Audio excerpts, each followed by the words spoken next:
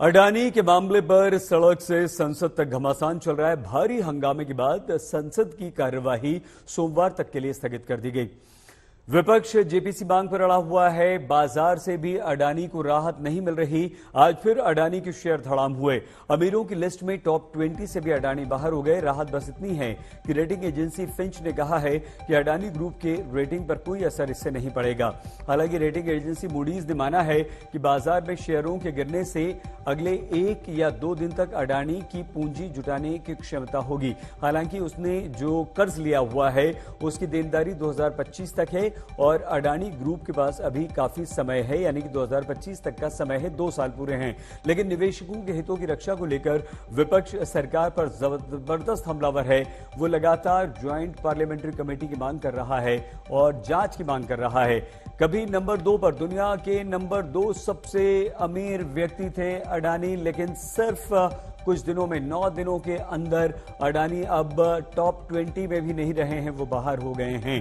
देखिए, अब सितंबर 2022 में वो दुनिया के दूसरे सबसे ज्यादा पैसे वाले दौलतमंद व्यक्ति थे और आज यानी कि 3 फरवरी को वो 21वें नंबर पर है।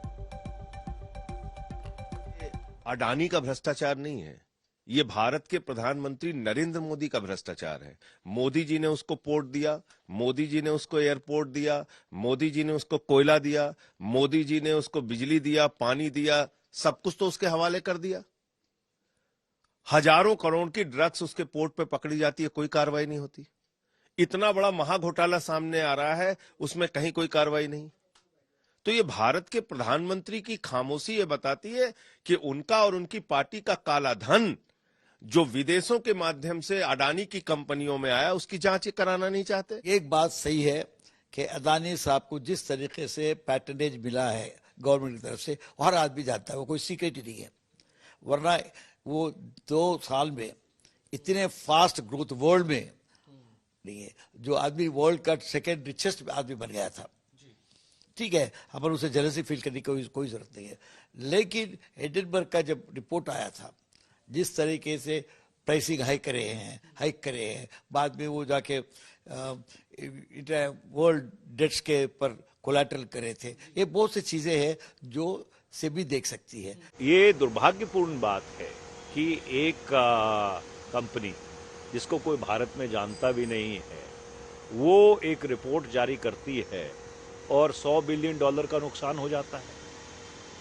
तो क्या जो हमारी नियंत्रण वाली संस्थाएं हैं, सेबी है, आरबीआई है, उससे कहीं पे चूक हुई है? क्योंकि ये भारत की विश्वसनीयता के ऊपर एक प्रश्न चिन्ह लगाता है एज अ सिक्योर मार्केट। हंगामा तो होगा, इस विषय पर हंगामा नहीं होगा तो कौन से विषय पर होगा? ये देश लूटने की बात है। LIC हो, स्टेट बैंक हो, ये दोनों जो सार्वजनिक उपक्रम है उसको लूटने की बात है। जनता का पैसा है, गरीबों का पैसा है। बाकी वो कंपनी क्या करती है मुझे मालूम नहीं, लेकिन जब LIC का और स्टेट बैंक ऑफ इंडिया का विषय आता है तो हम जरूर हंगामा करेंगे।